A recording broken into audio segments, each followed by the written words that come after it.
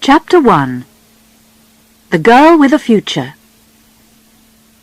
On the 1st of July, 1961, a baby girl was born at her family home in Sandringham, Norfolk. Her parents, Frances and Johnny Spencer, couldn't decide what to call her at first. They had 2 daughters already, and this time they really wanted a boy. Finally, they called her Diana. They didn't know that in the future the name Diana Spencer would be famous all over the world. They could not guess how popular she would be in her short but full life. The Spencers are a very old English family. They became rich a long time ago as sheep farmers, and the family goes back to King Charles II and King James II of England. They have been friends and helpers of the royal family for hundreds of years. The house they lived in then, Park House, was near the Queen's house at Sandringham. So Diana grew up almost next door to the royal family. Diana often visited them at Sandringham House when she was a little girl. The Queen's most important homes are at Buckingham Palace in London and Windsor Castle, just to the west of London. But she also spends time at Balmoral Castle in Scotland and at Sandringham House, which is in the east of England. Later, people called Diana a fairy tale princess, but her story was often a sad one too. Her parents had the son that they wanted so much in 1964. They called him Charles. But their marriage was unhappy, and soon terrible fights began. When Diana was only 6, her mother, Frances, ran away with another man, Peter Shand Kidd. For a long time, the children could only visit their mother at weekends. Frances very much wanted her children to live with her, but their father was against the idea, and so they stayed at Park House with him. Other women came to the house to look after the children, but they didn't usually stay long. The children made trouble for them. They threw their clothes out of the window or locked them in the toilet. The 2 smallest children, Charles and Diana, were really unhappy. Each night in bed, Charles cried for his mother, and Diana lay there alone, listening to him. She was too frightened of the dark house to get out of bed and go to him. But Diana and Charles were a loving brother and sister. As time went on, they often travelled by train together to visit their mother. Diana was always friendly with her 2 older sisters, Sarah and Jane, but they had different lives. Johnny Spencer tried to do his best for the 4 children, and at Christmas they could choose all the presents that they wanted. There were too many presents, and not enough hugs and kisses, they remembered later. Diana loved her father and wanted to look after him. She liked to help in the house too, and to look after her animals. She had a cat, Marmalade, and a dog called Jill. Like a lot of English girls, Diana learned to ride a horse. but after she broke her arm in an accident, she was frightened and didn't want to ride again. Like the children in many rich or old families in England, the Spencer children went away to school. Diana went to Riddlesworth Hall School in 1970, when she was only 7. She lived there during the term and came home in the holidays. In 1974, she went on to her mother's old school, West Heath School in Kent, which was on the other side of London from Norfolk. Her sisters, Sarah and Jane, were also students there. By then, her mother wasn't living in London, but in Scotland. She and her husband Peter had a large farm on an island. It was a wild and beautiful place, and Diana had some lovely holidays there. In Diana's young life, everything was always changing, and she often felt alone. She was very sad when her grandmother, her father's mother, died in 1972. Her grandmother was a very kind woman. She looked after Diana a lot when her parents separated.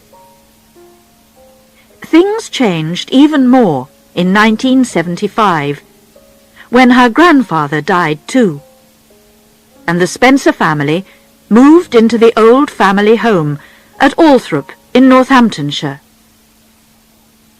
Diana's father was now Earl Spencer. Diana became Lady Diana Spencer, and her brother Charles a Viscount. Later, he too became an Earl.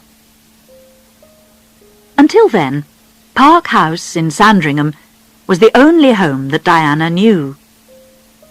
She didn't like going to Sandringham House to visit the royal family much. She felt strange in the royal house. But she loved Park House, with its friendly rooms and its big garden. She could go swimming in the pool there, play tennis, or hide in the treehouse. The children didn't really want to live at Althorp. They didn't enjoy their visits there when their grandfather was alive. The house was large, dark, and frightening, with lots of old family pictures on the walls. But as they grew up, they liked it more. They enjoyed having their friends to stay. It was a good house for parties. At school, Diana made plenty of friends. She was a good student, not especially clever, but she enjoyed her lessons. She liked English and painting, but she was best at dancing and swimming. It was soon clear that she would never go to university, but she was helpful and kind. She even won a cup for helpfulness. As part of the school's charity program, Diana began to visit old or ill people in the town near the school. Usually she talked to them or helped with their shopping. This is perhaps where her love of charity work began. But she was not always quite so good. Once, she got into real trouble when she left the school at night. She planned to meet a friend outside the school to get some sweets from her. One of the teachers found her empty bed and called the police. The head teacher was very angry, but her parents were secretly amused. When Diana left West Heath School, she was 16. At first, she didn't know what to do. Life at home was changing again, because her father had a new wife. Her name was Rain, and she was the daughter of Barbara Cartland, a famous writer of love stories. Diana and her brother and sisters were not very pleased about the marriage. They didn't want Rain as their second mother, and were always fighting with her. But Johnny loved his new wife, and they were very happy together. And in the end, Diana was pleased that Rain was there to look after her father. In 1978, a year after the marriage, Johnny became very ill. The doctors thought that he would die. Rain nursed him back to health, but it was a long time before he was better again. A little earlier, in 1977, Diana went off to a very expensive finishing school in Switzerland because she didn't want to stay at home. Girls from rich families went there to learn to cook, to speak French, and to look after a home. Diana only stayed there for 6 weeks, then decided that she wanted to go back to England to work. In the past, girls from important families like the Spencers never worked for money. But times were different now, and Diana wanted to be like other girls of her age. "I can easily find a job," she told her father. He bought her a very nice flat in Coleherne Court, Kensington, in the centre of London. She asked a few friends to come and live with her. One of them, Caroline Pride, was an old school friend of hers. This was the beginning of a really happy time for Diana. She was young and pretty. She had good friends, both boyfriends and girlfriends, and a nice flat and a car. She was free to try and find her way in the world. What could she do for a job? She loved children, and so she began to look after babies and small children for her sister's friends. Sometimes she cleaned their houses too, or cooked meals for them. She studied cooking again in London. She was good at Russian soup. But she and the girls in the flat ate chocolate most of the time. Then she found a job at the Young England School for Little Children. Here she was very happy, and her bosses were very pleased with her work. She was calm and kind with the children, and always gave them plenty of love and hugs. Soon there would be love in her life too. She would find her prince and fall in love. She would become the new Princess of Wales. She didn't know this, of course, but she did feel that she was getting ready for something special. Diana went to parties, and she had a lot of friends, but she was never serious about a man at that time. "I had to keep myself tidy," she said later, "for what was coming." Chapter 2. A Fairy Tale Wedding. Prince Charles was taking a long time to choose a wife. He was already 32. He always had plenty of girlfriends. Diana's sister Sarah was once his girlfriend, but he couldn't decide who to marry. Charles was the future King of Britain, so he had to choose well. Not every beautiful woman makes a good queen. Life in the royal family can be very hard. The royals spend a lot of time in public. She must also be a girl from a good family, and Charles must be her first lover. In February 1981, the news finally came out that Prince Charles was getting married, to Lady Diana Spencer. The photos in the newspapers showed a pretty, quiet girl with a sweet smile, and the reporters soon began to call her Shy Di. Diana was the first English girl to marry a Prince of Wales for 500 years. And in private, Prince Charles said that the Spencers were more royal than the royals. It seemed that Diana and Charles were perfect together. People in Britain began to look forward to a fairy tale wedding. Diana grew up with the royal family, but for a long time she didn't really know Charles.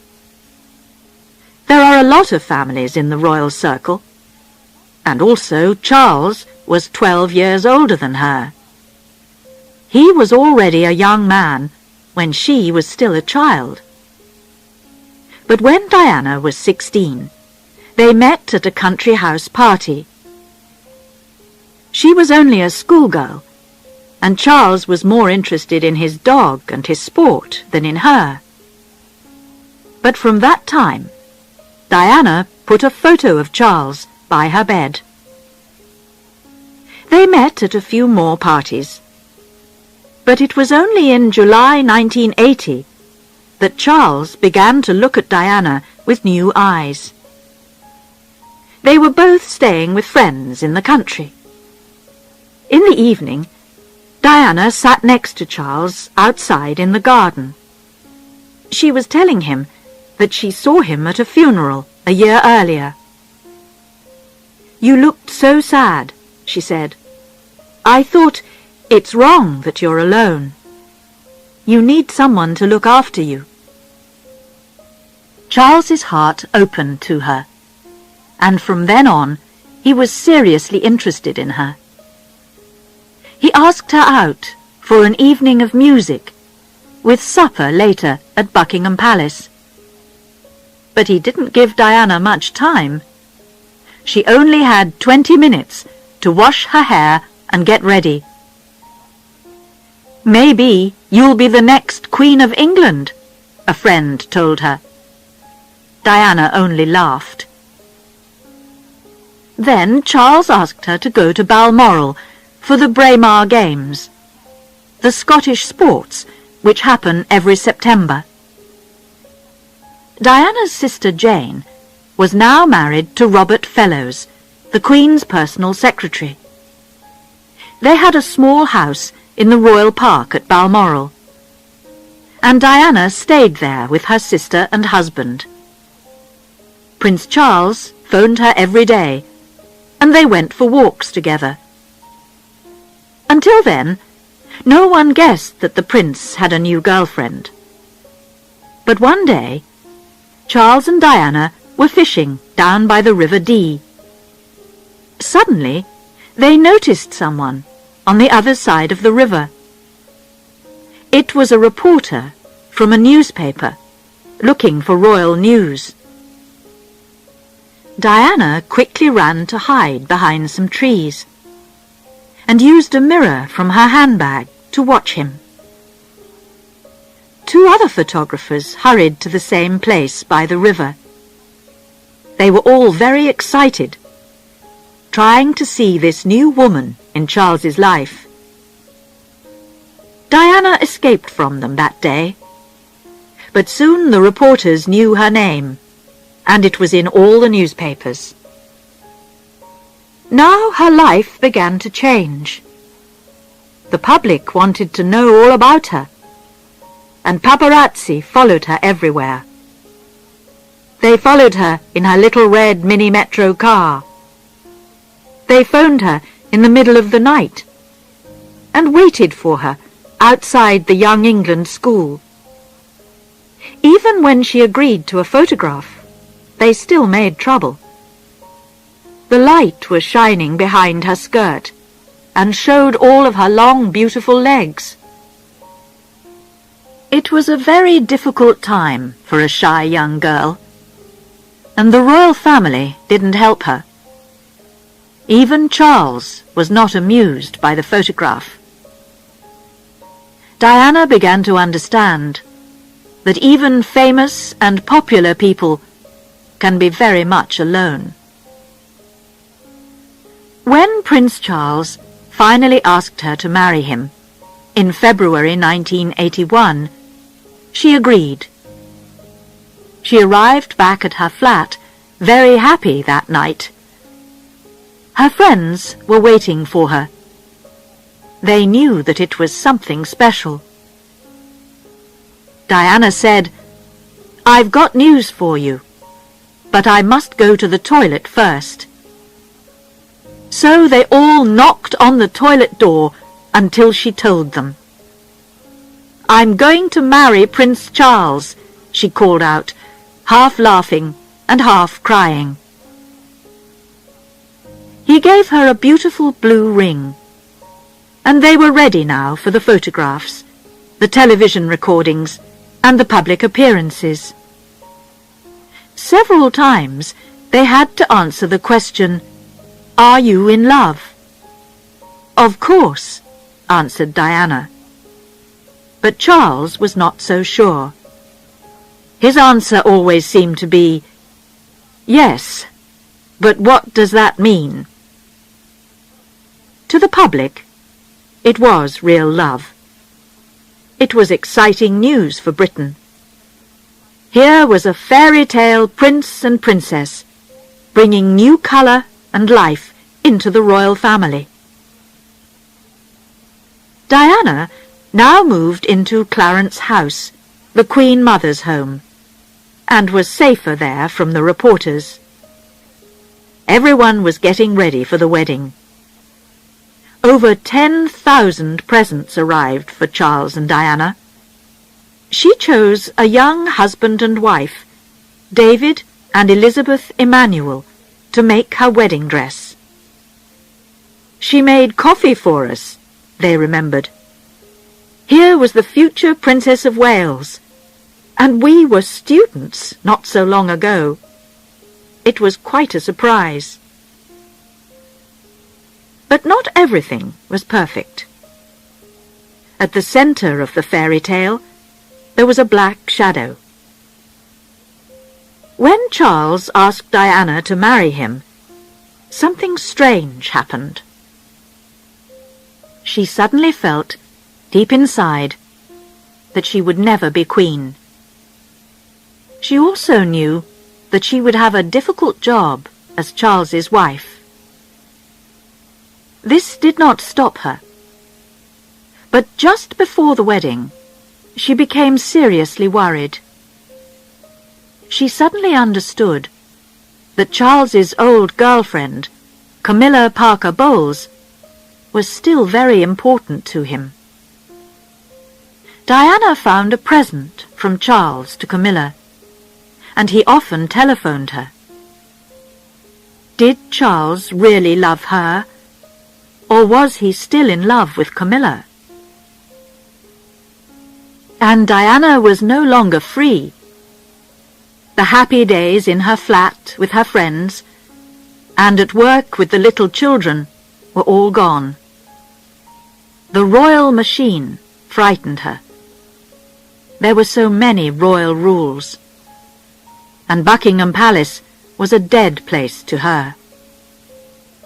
No one welcomed her when she arrived at Clarence House, and no one told her how to do things. She still tried to enjoy herself. She escaped to Australia for a quiet holiday with her mother, where none of the paparazzi could find them. Back at Clarence House, she wanted to go on with her dancing, and so she asked her old teacher to come and work with her. But she knew that soon nothing would be the same. During one of her last lessons, she said, "In 12 days' time, I shall no longer be me." She got thinner, and she even wanted to stop the wedding. Her sisters told her to go on. "Bad luck. You've got to do it. Your face is on the tea towels now," they said. So, on the 29th of July, 1981, Prince Charles married Lady Diana Spencer in St. Paul's Cathedral, London.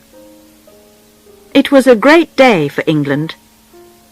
More than 1 million people were out on the streets in the morning to wave as she went by. In Britain, everything stopped as people switched on the television. In many houses, there were little parties, as families, friends and neighbours all sat down together to enjoy themselves. Diana arrived at St. Paul's with her father. The church was full of important people from all over the world. Not only was the British royal family there, but there were other kings and queens from Europe. There was beautiful music, and the church was full of flowers. Diana looked wonderful in her long wedding dress, which was almost white, with the skirt very long at the back. With flowers in her hands, and her heart full of hope, she agreed to marry Charles. "I will," she said. Charles put the wedding ring on her finger. It was made of Welsh gold. This gold was a present to the royal family about 50 years earlier, and Diana's ring was made of the very last piece. Charles and Diana were now husband and wife. They promised to stay together all their lives. The crowds who were shouting, "Lady Di! Lady Di!" now changed the words to "Princess Di! Princess Di!"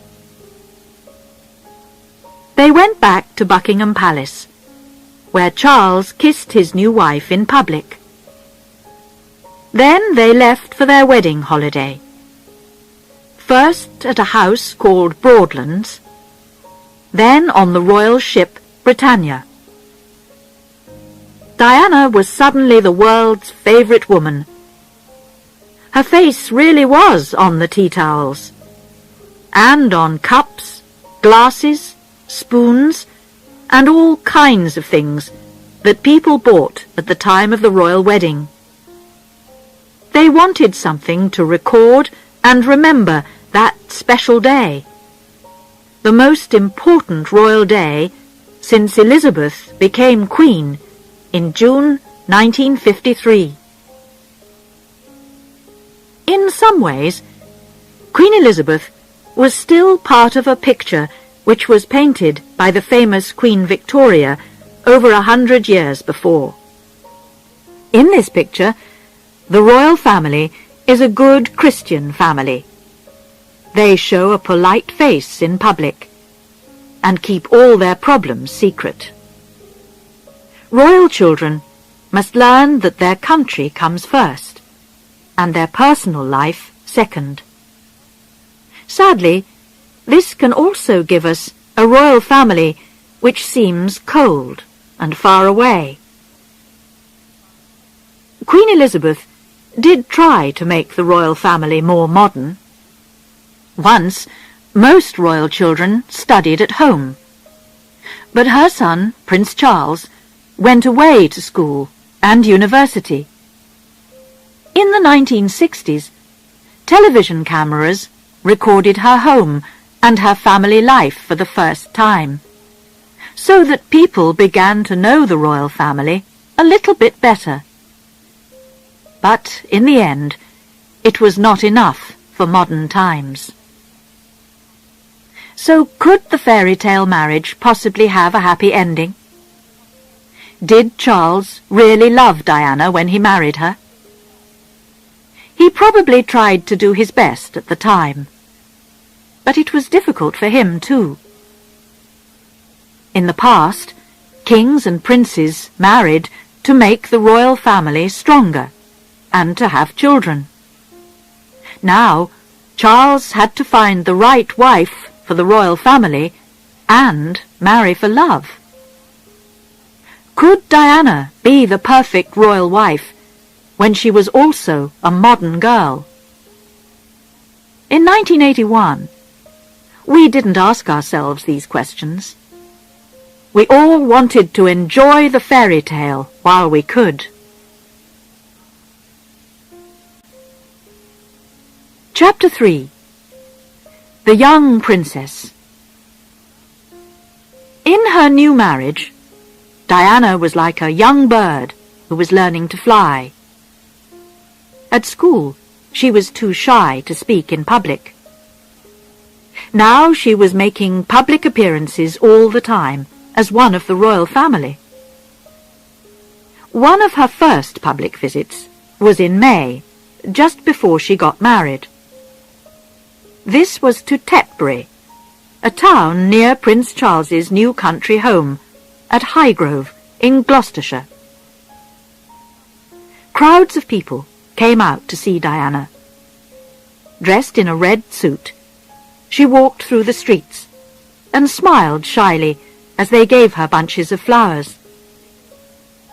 It took some time before she wasn't frightened of these public appearances. On one of the first that she made with Prince Charles, he told her to walk over to the waiting crowds. "Talk to them," he told her. "I can't. I just can't," she said.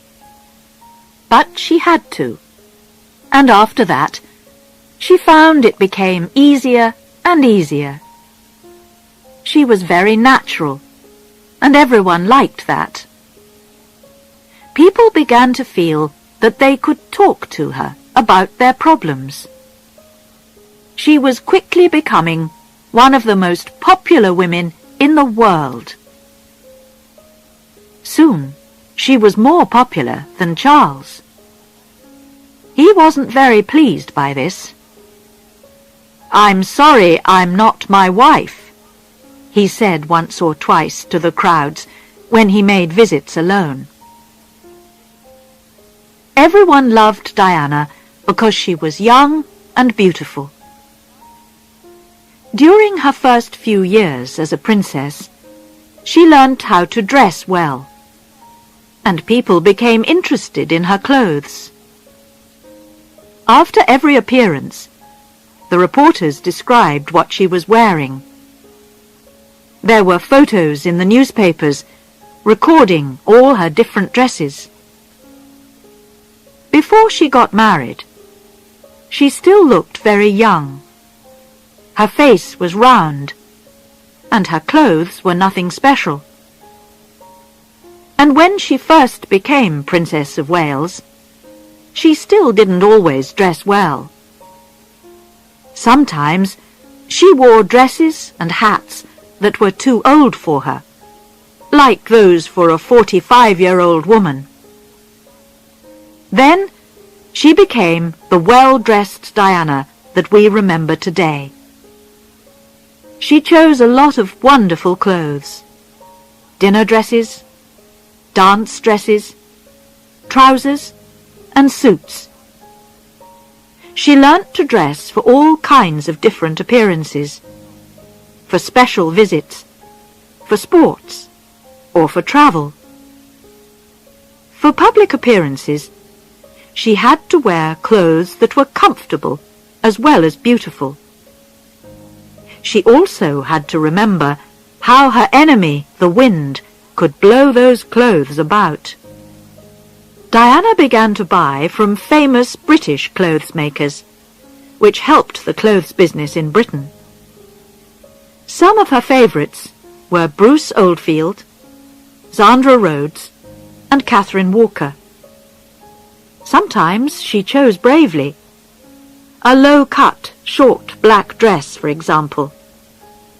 But she could also look like the perfect English rose in a pink, well-cut suit or a long white dance dress.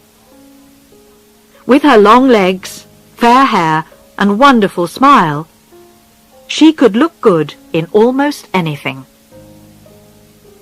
Then Diana became a mother too. Before the baby was born, she felt sick a lot of the time. but she was healthy, and on the 21st of June, 1982, she went into St. Mary's Hospital, London, to have her baby. Charles stayed with her there, and the Queen's private doctor looked after her. At 9:03 p.m., the new prince was born. Crowds were waiting outside. "Nice one, Charlie," they shouted when they heard the news. "He's got fair hair," the proud father told them. At first, the new parents couldn't agree on names. Charles wanted to call the baby Arthur, but Diana preferred William. On the 3rd of August, in the music room at Buckingham Palace, they gave their son the names William, Arthur, Philip, Louis. Diana's first big public visit was to Australia, New Zealand, and Canada, early in 1983. Usually, royal babies and small children stayed at home when their parents went to other countries. When Prince Charles was only a little boy, for example, his mother, Queen Elizabeth, went away for several months. And when they finally met again, she only shook his hand. Diana was a different kind of mother. She wanted to keep her children with her, and to give them plenty of love. She wasn't afraid to hug and kiss them in public. So Charles and Diana took baby William with them. Great crowds came out to see the Prince and Princess of Wales, and Diana quickly became popular in those countries too. She was always ready to do what people liked best. On her first visit to Wales, she spoke in Welsh. Then, in New Zealand, she met a Maori woman and touched noses to say hello in the local way. Soon, another baby was coming, and on the 15th of September, 1984, Prince Harry was born. When the family was in London, they lived in a large flat at Kensington Palace. It had 4 sitting rooms, a dining room, and 4 bedrooms.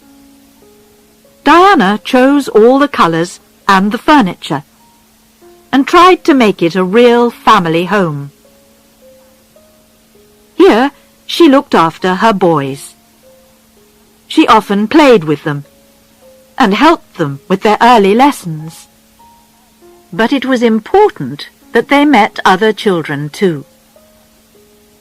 Charles wanted William and Harry to study at home with a private teacher, but Diana didn't agree. So, in September 1985, William went to his first school. In 1987, he went on to Wetherby School.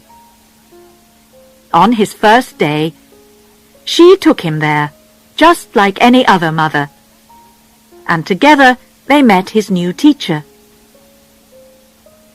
Diana was now a busy princess, wife, and mother. But she was beginning to work with charities now too, which quickly became one of the most important things in her life. In 1982, the newspapers reported that Diana was now working with 5 charities. By the time that she was 24, she was working with 18. She began to visit people in hospital. She wasn't afraid to meet people who were dying. And she began to meet people with terrible illnesses like AIDS. A lot of people were frightened that you could catch AIDS by touching someone. Diana held the hand of a man with AIDS to show that this wasn't true. The photographs of this helped people with AIDS a lot. She worked hard, but she still wanted to have a good time, too. She practiced a special dance secretly with the famous dancer Wayne Sleep. Then, one night at the theatre, she suddenly went up to the front to dance with Wayne. She wanted to surprise Prince Charles. The newspapers were full of it the next day. Only Prince Charles was not so pleased. In private, he told her that it was not the right thing for a princess to do.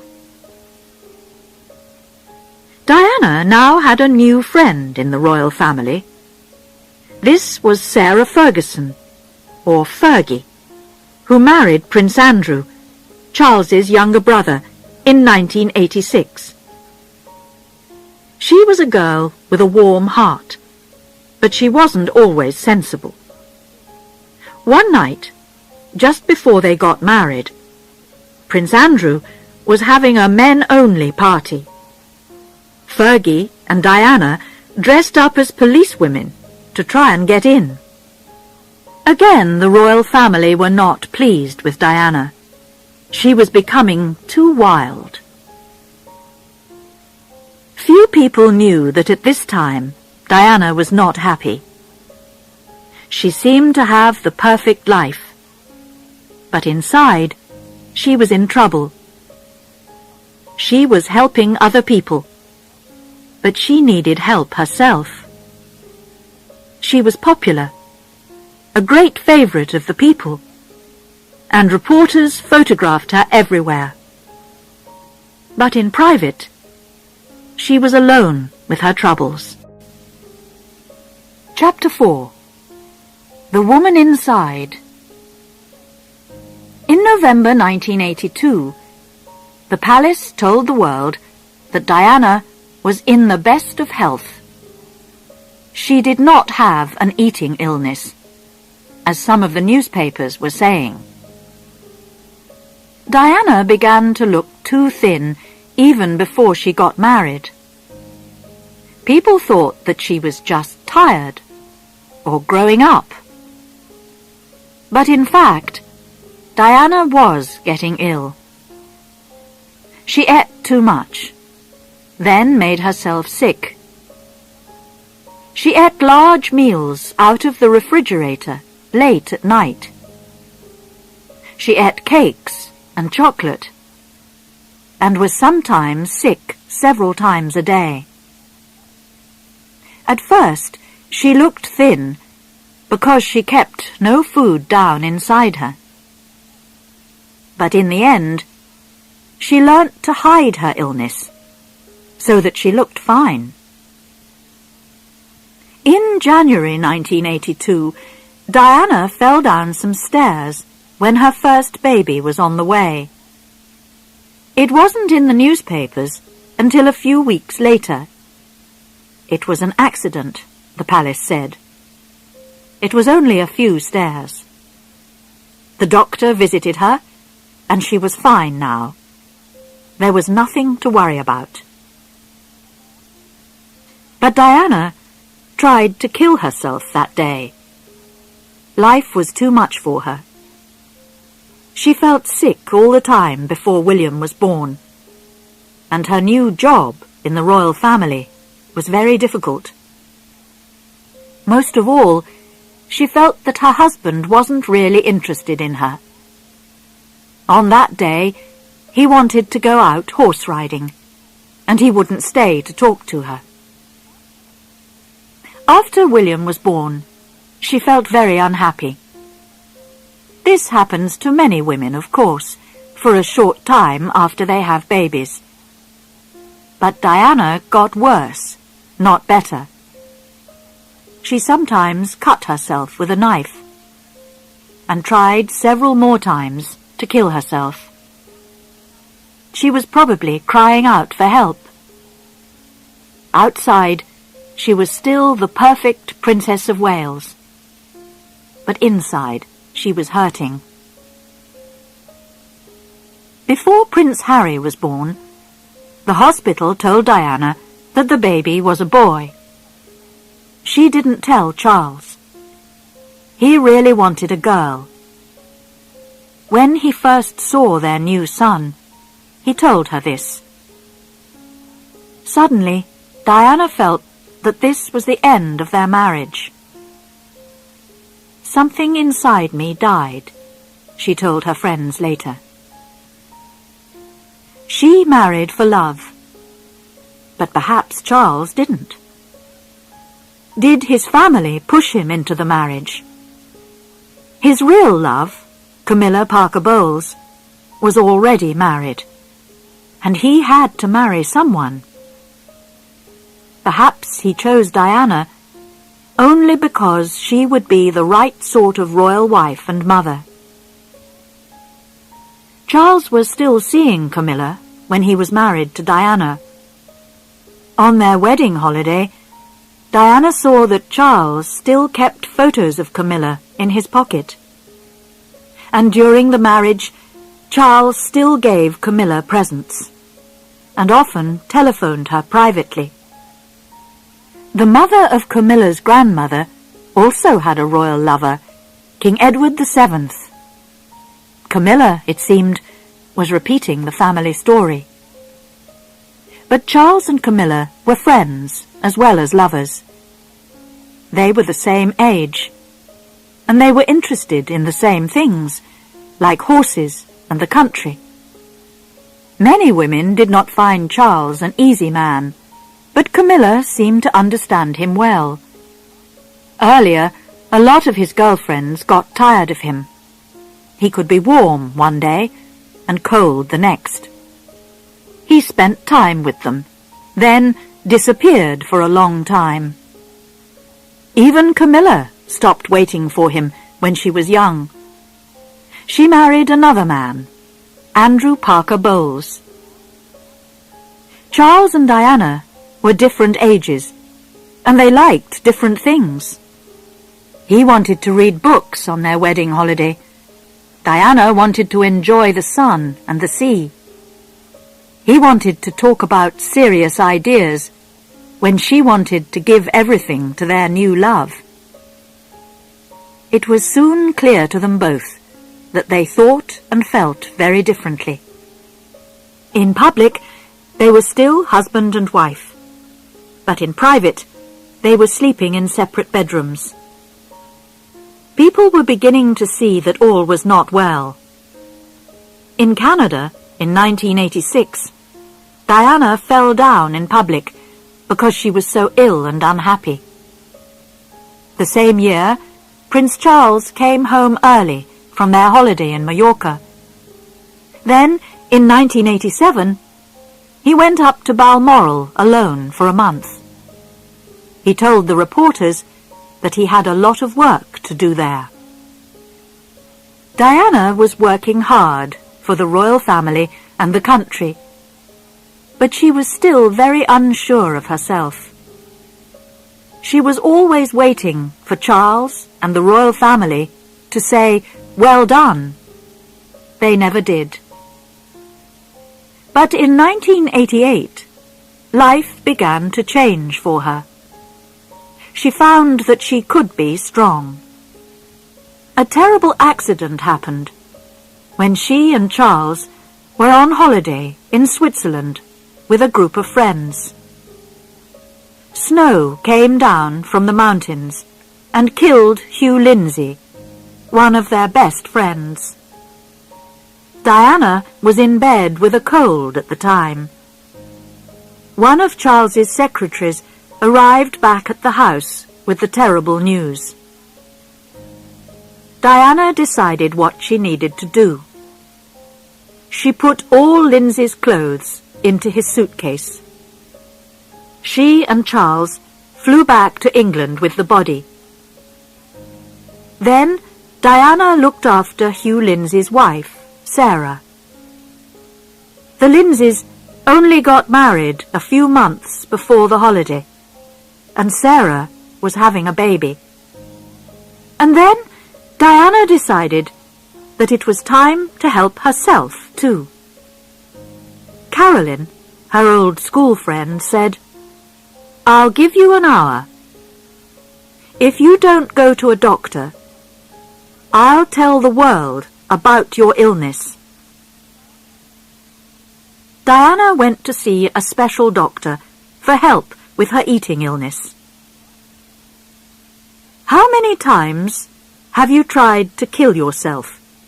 He asked her at once. 4 or 5 times, she said.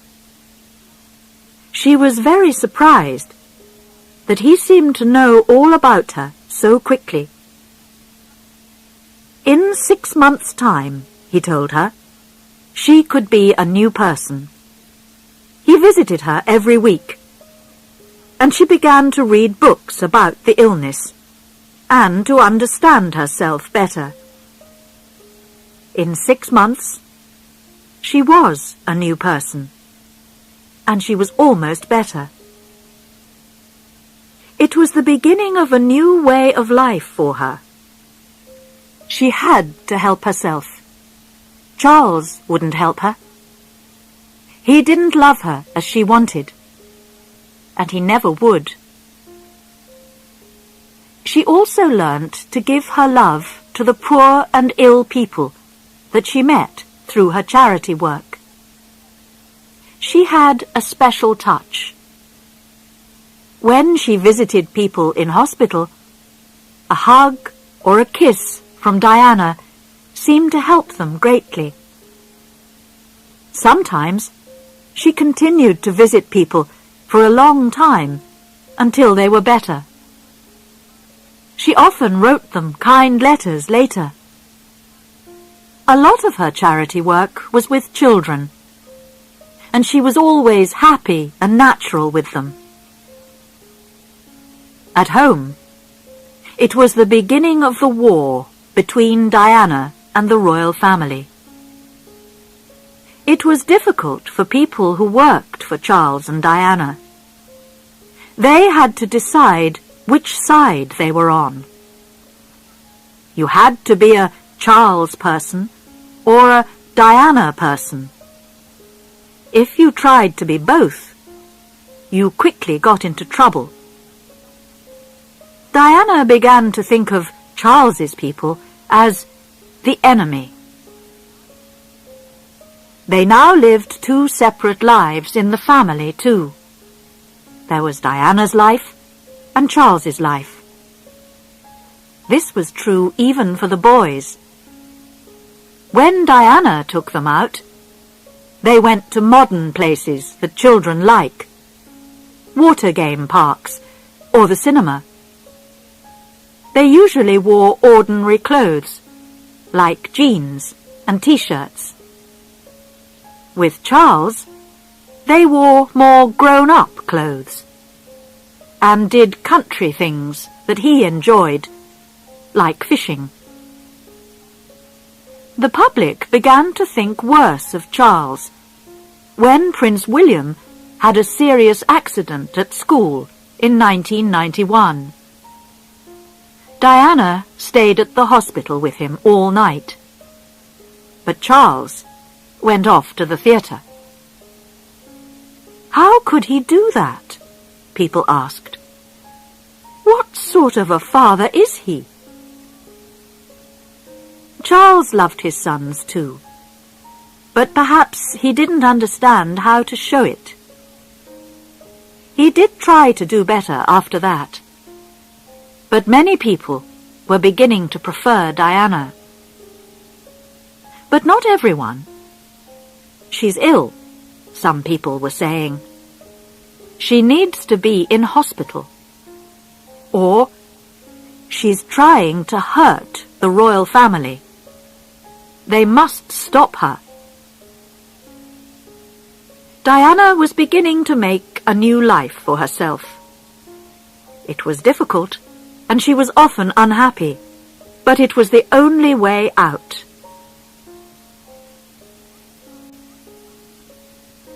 Chapter 5. The New Diana. The Queen called 1992 a terrible year.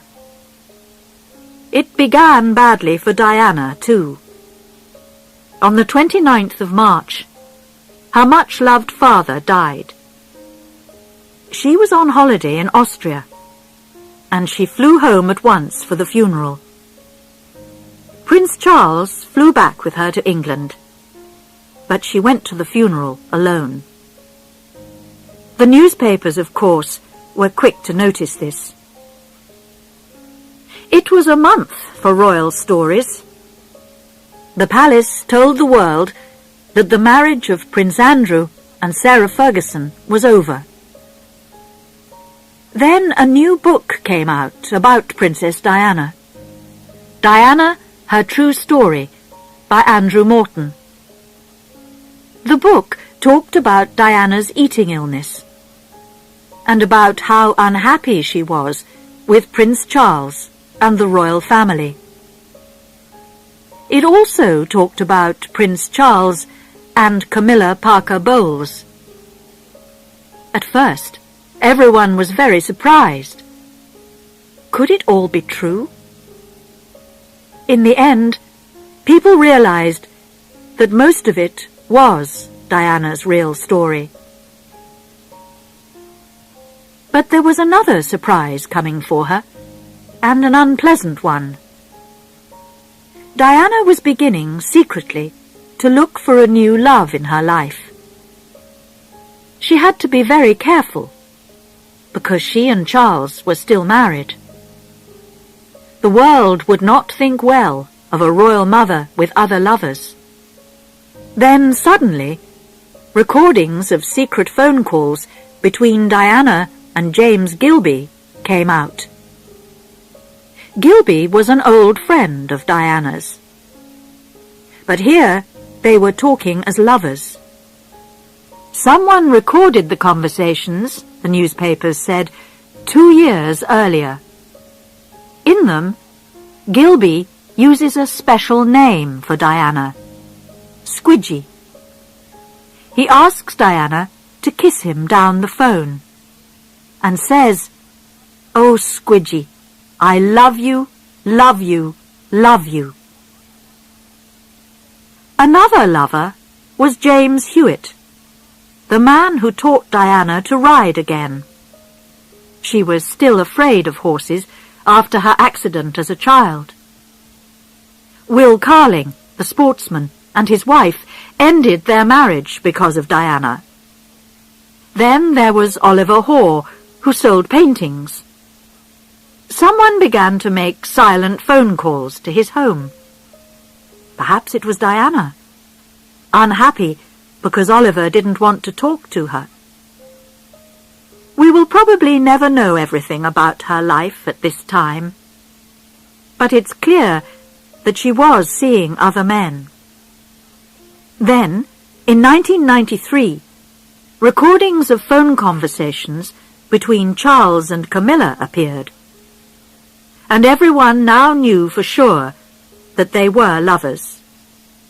Charles was very unhappy about this, and at first promised to live alone without women. A year later, he talked about it all on television, but he didn't stop seeing Camilla. In the photos of 1992, Diana is often alone. In one, she is sitting in front of the Taj Mahal in India. She is smiling, but she looks very small and alone in front of the big white building. In November 1992, Charles and Diana did make a visit together to Korea, but they were clearly unhappy. Finally, in December, they told the public that they were separating. Prince Charles would stay at Highgrove, and Diana would live alone at Kensington Palace. The children would spend time with both of their parents. The Queen's family was in trouble all around her. Just to finish the terrible story of 1992, there was a serious fire at Windsor Castle, the Queen's favourite home. Everyone there, the Queen too, worked hard to put it out. But the castle and the royal family would never be the same again. Diana's private rooms at Kensington Palace were full of photos of William and Harry. "They mean everything to me," she said. But now she couldn't be with them so much. A lot of the time they were at school or with their father. She even had to eat her Christmas dinner alone, while William and Harry spent Christmas Day with their father and grandmother. But she was doing her best to help her sons for their future as royal princes, and William perhaps as the future King of England. She decided that they needed to understand some of the country's problems. She took them to visit sick people in hospitals. But she also took them out secretly to see some of the dark and unpleasant places where homeless people spend the night. In 1995, William went to Eton, one of the top schools in the country. But he didn't forget the other side of life that Diana showed him. He later gave Diana the idea of selling a lot of her dresses for charity. Diana's new life had good times in it too. She had plenty of friends. Many of them were famous, and some of them were film stars or pop stars. She was friendly with the pop stars Elton John and George Michael, and with Terence Stamp and Richard Attenborough, the film stars. She knew Luciano Pavarotti, the Italian singer, and others from the music and film world, like Michael Jackson, Paul and Linda McCartney, and Liza Minnelli. She often had lunch with friends. An Italian restaurant, San Lorenzo, in Kensington, was her favourite for a long time. She still loved dancing and pop music, and she went swimming or running every day to keep in good shape. Diana was very serious about her health now. But she couldn't escape from the paparazzi. Everywhere she went, they tried to take photographs of her. Sometimes they took photos secretly. You could get a lot of money for a new photo of Diana. Suddenly, it was all too much for her. In December 1993, she told the world that she wanted to live quietly. She would stop most of her work for charities. She needed time for her children and for her private life. It was not for long. She soon came back because she wanted to get on with her work and be a mother to the world, as one newspaper wrote. And the story of Diana and Charles was not over yet. In November 1995, she recorded her famous appearance on television. She talked openly to reporter Martin Bashir about her life in the royal family, and she was clearly hurt and angry about the past. There were 3 in this marriage, she said about Charles and Camilla, and 3, as she told us, is a crowd. But she also talked about her future. I don't think many people will want me to be queen, because I do things differently, because I don't go by a rule book. She worked, she said, from the heart, not the head. But she wanted to be queen of people's hearts. These were words which the world never forgot. A lot of people that she helped will never forget her either.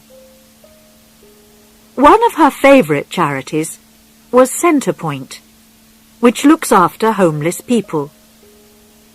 Vincent Seabrook, a man of 27, now working as a private guard, remembers her well. He was living homeless on the streets when Diana came past and stopped to talk to him.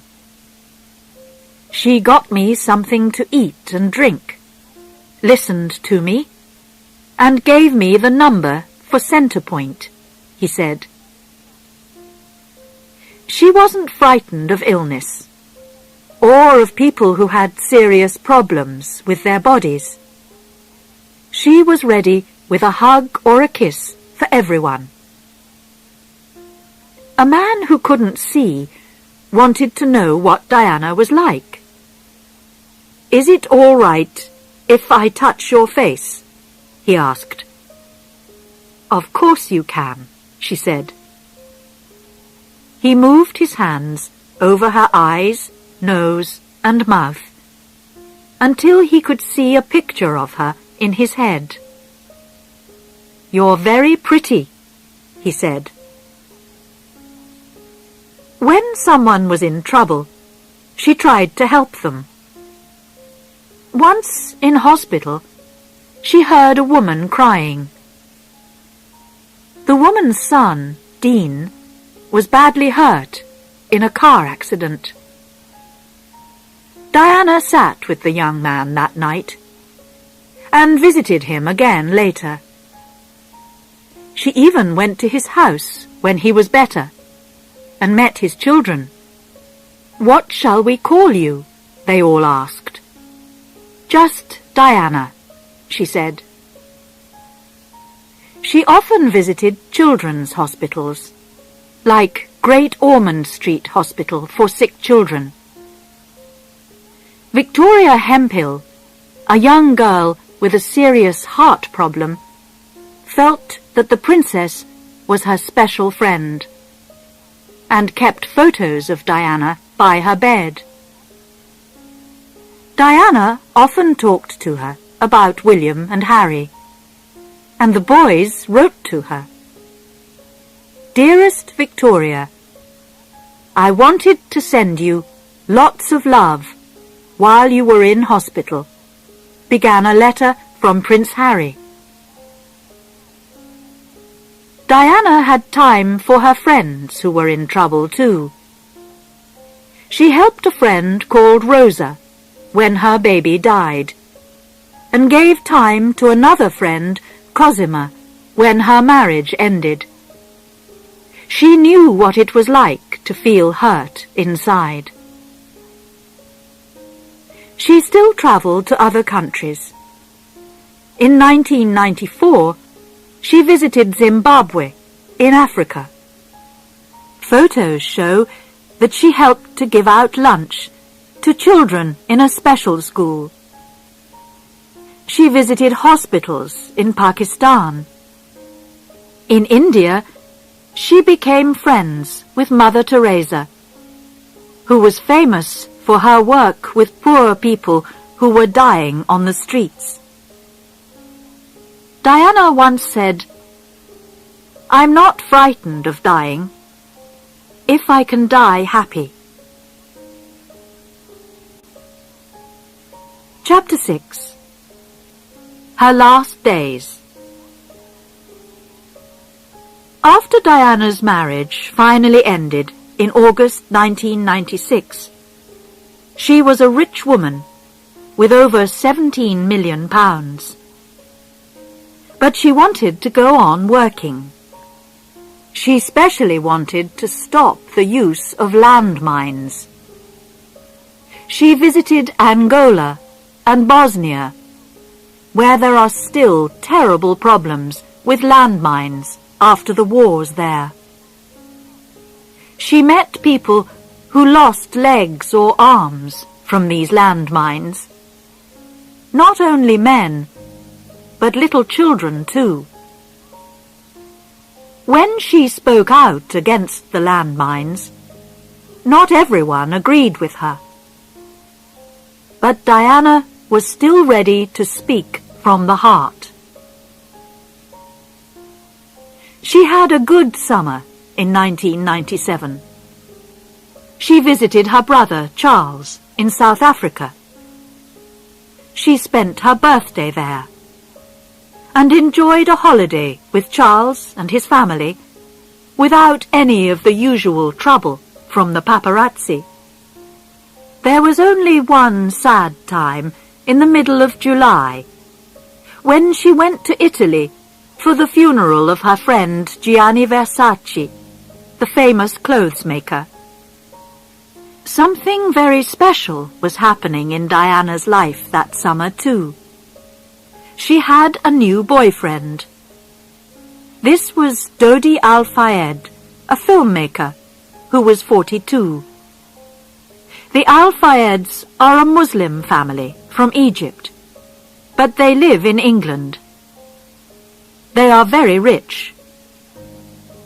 The famous London shop Harrods and the Ritz Hotel in Paris belong to Mohammed Al-Fayed, Dodi's father. The Al-Fayed family and the Spencer family were already friends.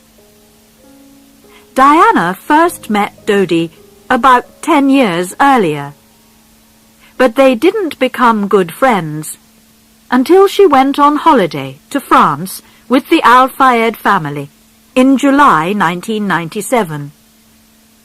Harry and William went too, and they all had a wonderful time. It was the best holiday for years, Diana said later. And soon, Diana and Dodi became more than friends. They fell in love. They went away on holiday again at the end of that month, but they were alone together this time. They visited Corsica and Sardinia in the Al-Fayed's private boat. The paparazzi soon knew that they were lovers. And then, of course, they all wanted to get pictures and stories of Diana and Dodi. The man who took the first photos of their kisses sold the pictures for $1 million. On the 21st of August, Diana flew back to France again to start a third holiday with Dodi. By now, they were deeply in love.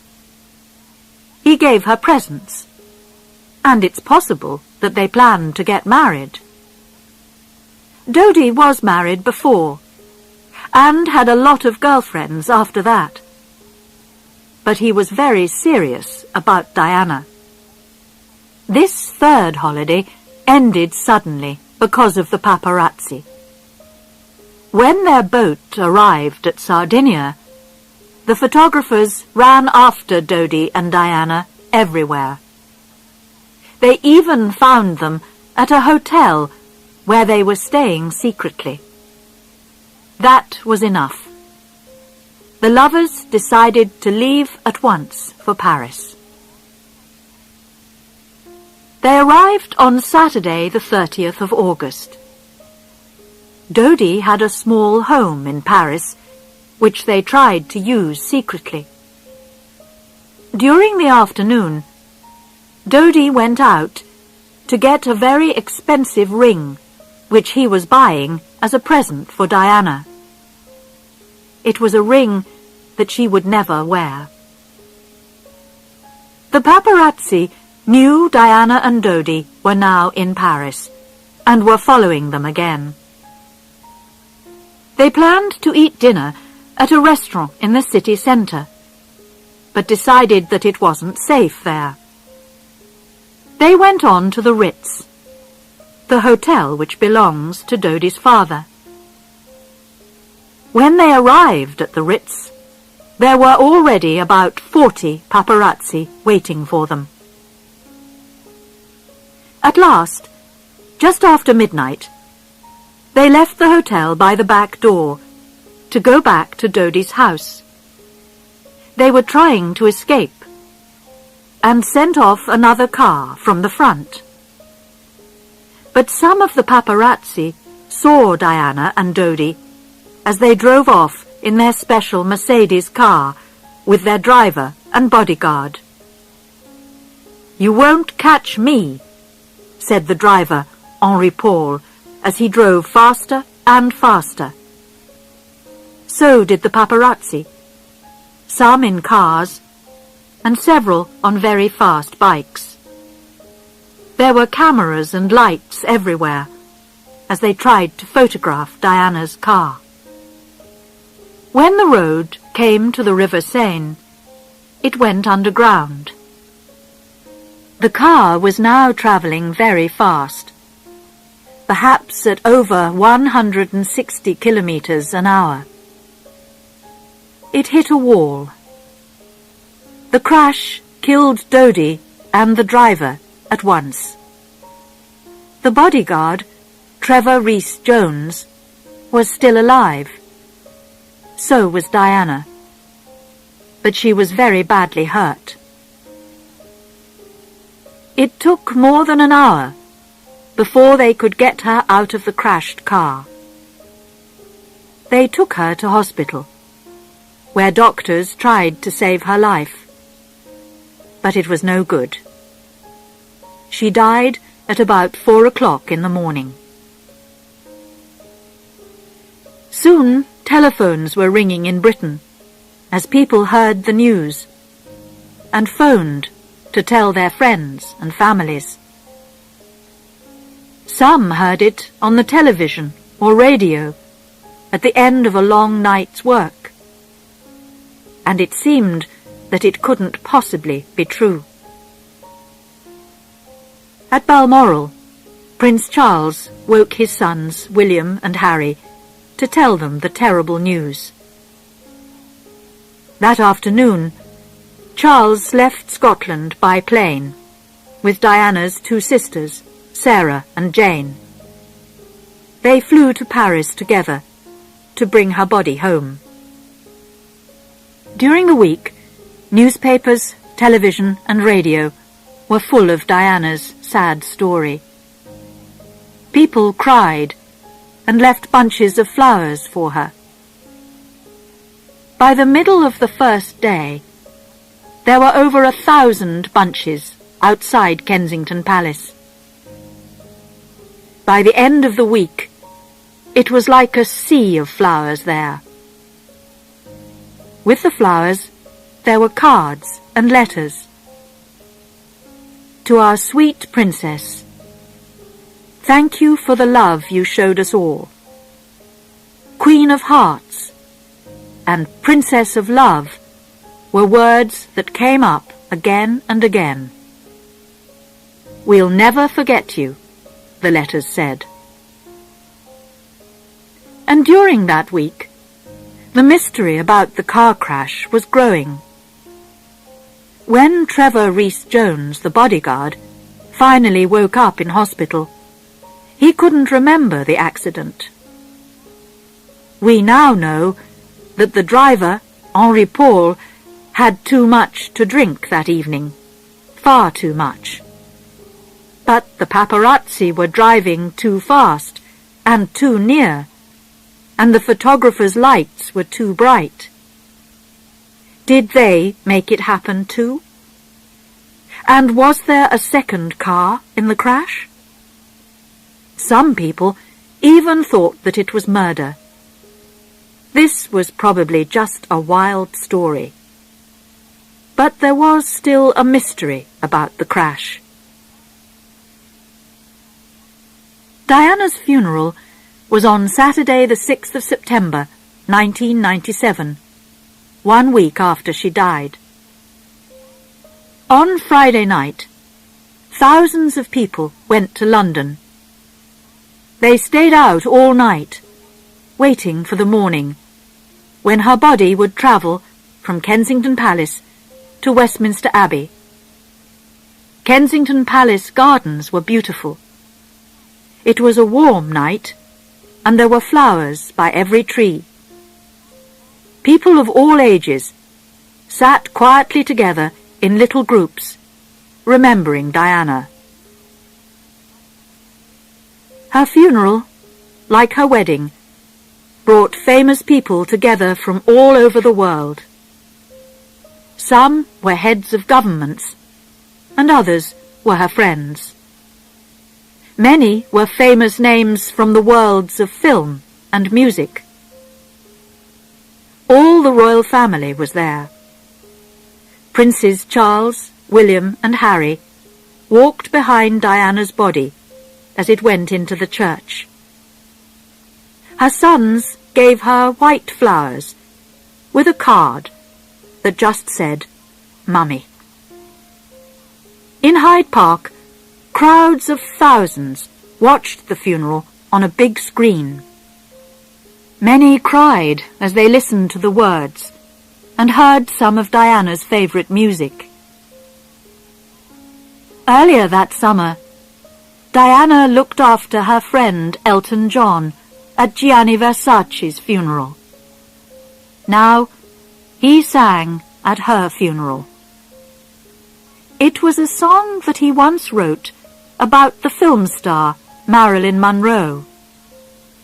Marilyn and Diana were both 36 when they died. Elton changed the words for Diana. Goodbye, England's rose, he sang. She would always grow in our hearts. Then her brother Charles spoke about Diana. He remembered how kind and beautiful she was.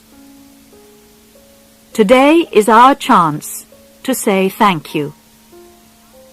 We want you to know that life without you is very, very difficult.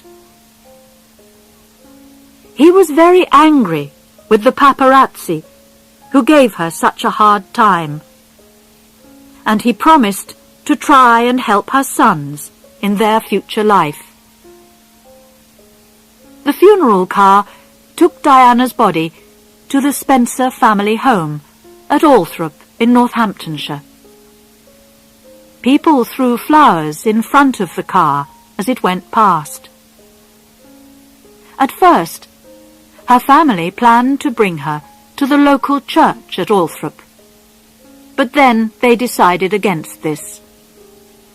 Thousands of visitors could make life too difficult for the small village. So finally, they took Diana to a small island in a lake in the gardens of Althorp Park. Here her body lies in private, but once every year, visitors can come to see the place where she rests. Diana's life is over, but her story is not. The way that she lived and died will change many things. Her life showed a new road for the royal family to take. She showed them a way to be nearer to the British people and to help with real problems in the modern world. When she died, we all remembered that life can be very short. Every one of us has to do our best with the time that we have. It's important to show love, said Diana. We need to remember this too.